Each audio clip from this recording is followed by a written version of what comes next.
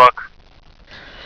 Dušan i Dušan nas uvek razmrdaju svakog jutra, definitivno. Ti si mi pred emisiju otkrio da bi volio da sviraš bubnjeve, eto prilike. Da, eto prilike da se isprobam i ja i da se malo edukujem. Namjerno upotrebljavam ovu reč jer ćemo se baviti jednom vrlo važnom temom, a to su besplatni udžbenici.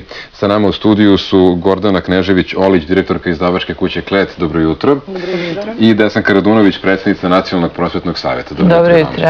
Odmah smo dužni da kažemo da smo zvali u emisiju i predstavnike Ministarstva prosvete, međutim oni nisu se odazvali našim pozivima, te ih zato nema ovde u studiju.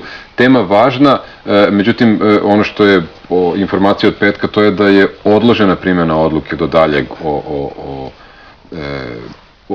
primjeni besplatnih udžbenika u škole. Šta se tu u stvari? Odnosno odložena javna nabavka. Jeste, upravo zbog toga što... Vaša kuća je tu imala neke... Jeste. Upravo zbog onoga što je u suprotnosti sa zakonom o udžbenicima. Mi smo podali zahtev Komisiji za zaštitu ponuđača u javnim nabavkama da obustavi javnu nabavku dok se taj uslov prosto ne izbaci iz konkursne dokumentacije. A to je uslov da udžbenik i radna sredstva budu razdvojeni. Dakle, to u zakonu o udžbenicima nigde ne piše. Udžbenici su nešto što se stvara najmanje 2 godine, odobrava se 6 meseci, procedura je vrlo jasna i stvarno ljudi ulažu puno truda i vremena da najbolji udžbenici dođu na tržište i u škole. Sada se to prosto potpuno anulira i radi se protiv zakona. Hajde samo da razjasnimo, vi niste skroz protiv ove ideje, već ste samo za razjašnjavanje i za poštovanje pravila igre. Za striktno poštovanje zakona, zato što zakon o udžbenicima definiše šta je udžbenik, šta je udžbenički komplet. Na zakonu je rađeno godinu dana, tu su bili i ljudi iz Ministarstva prosvete, i struka, i izdavači. Nacionalni prosvetni savjet je o tome donosio odluku, prosvetni odbor Skupštine, znači taj zakon je donet i u skladu sa njim su udžbenici pravljeni. Ne može sad neko kaže, sad za mesec dana to promenite, to je kao kad neko kaže, joj imate divnu haljinu, ajde od te haljine napravite sako i pantalone. Ne može. Kakav je tu pozicija Nacionalnog prosvetnog savjeta u cijeloj ovoj priči? Pa tu je, mislim, zakonom je u stvari Nacionalni prosvetni savjet vrlo pozvan da reaguje, prosto zato što smo mi oni koji preporučujemo rukopise udžbenika ministru za odobravanje da bi se koristili.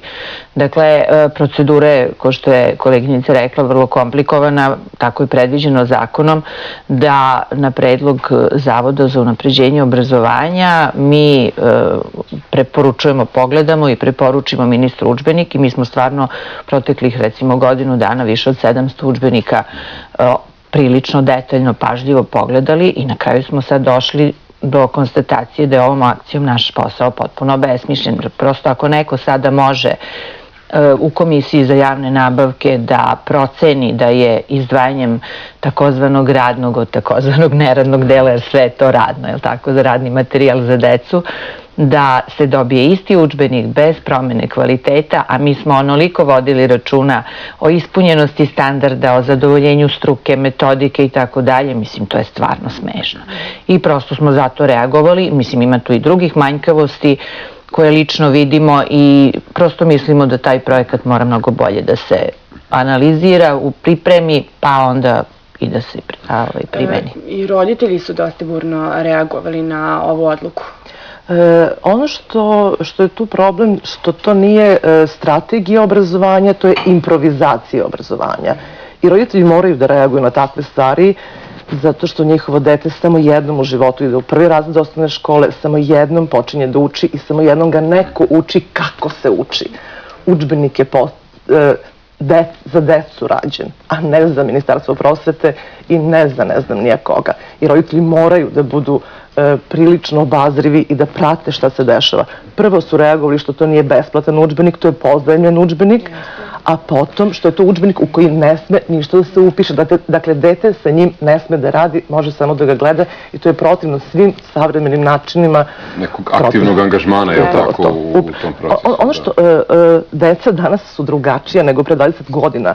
Njihovo celo okruženje je interaktivno. Vi njih udžbenikom morate da zainteresujete, morate da ih vežete, da im vežete pažnju i to je potpuno drugačije. I moraju oni pre svega da ga prilagode kako bi oni što bolje upili informaciju.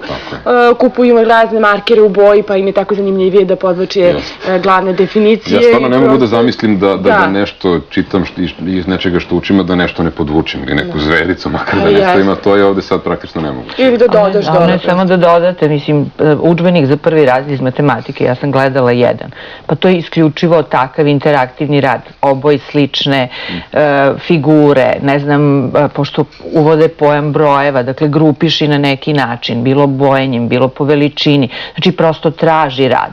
I šta ste dobili sad? Ja sam gledala jedan udžbenik koji je pokušao da se prilagodi. Znači iz tog jednog jedinstvenog celovitog udžbenika izdvojen je posebno taj kao neradni deo i izdvojena radna sveska koju će roditelj kupiti. Dakle, to će možda od jedne knjige koja se kupuje, biće potrebno kupiti dve, od kojih će jednu roditelj sigurno kupiti, a drugu će verovatno i da kupi jer dete u prvom razredu ili drugom, mislim, niste sigurni da on to neće oštetiti i da neko neće na kraju godine reći, pa znate, vi morate da platite jer je vaše dete to oštetilo. Dakle, to je dupli rizik i potpuno je besmisleno. Ono što su roditelji u stvari predlagali i što je većina stručne javnosti i rekla u poslednjih nekoliko meseci, ukoliko država nema novac da kupi svoj deci besplatne udžbenike, postoji način na koji se plaćaju vrtići, a to je u zavisnosti od primanja subvencija, na taj način isto ovo moglo da se napravi kao stvarno kvalitetan projekat. Očigledno da postoji dovoljno rešenja, samo ih treba pripremiti, je li tako, malo prosto bolje promisliti, da. A i ono što je problem jeste da nekako u drugom razredu vi ne možete da se vratite na gradivo koje ste učili u prvom razredu, jer vi taj udžbenik onda više ni nemate. Upravo to, ali to je problem stalno.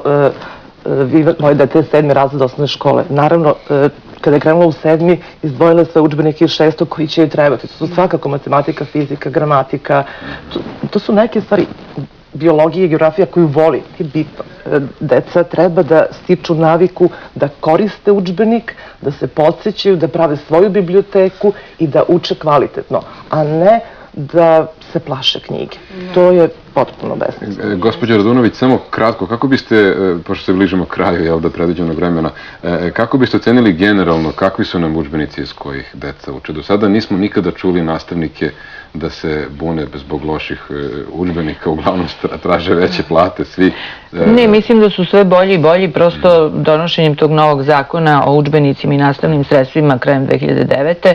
i izradom standarda kvaliteta udžbenika, mi smo u stvari otvorili tržište. Mi imamo, ja mislim, čak 50-ak licenciranih izdavača, naravno nisu svi za sve oblasti, ali prosto sama ponuda, povećana ponuda automatski dovodi do konkurencije i dovodi do bolje kvaliteta, tako da možete, mislim, možemo biti zadovoljni, sve boljih i boljih udžbenika ima, ali naravno ovakve akcije ne bi smele da zatvaraju tržište, jer vi ovim ograničavate tržište i opet svodite na nekoliko izdavača koji možda imaju i materijalne mogućnosti da to brzo realizuju, tako neku zamisao ministarstva koja prosto ne bi smela da se... Mi smo zapravo sada samo otvorili temu, tako je. Nastavit ćemo i dalje da se bavimo. Hvala mnogo na gostovanju.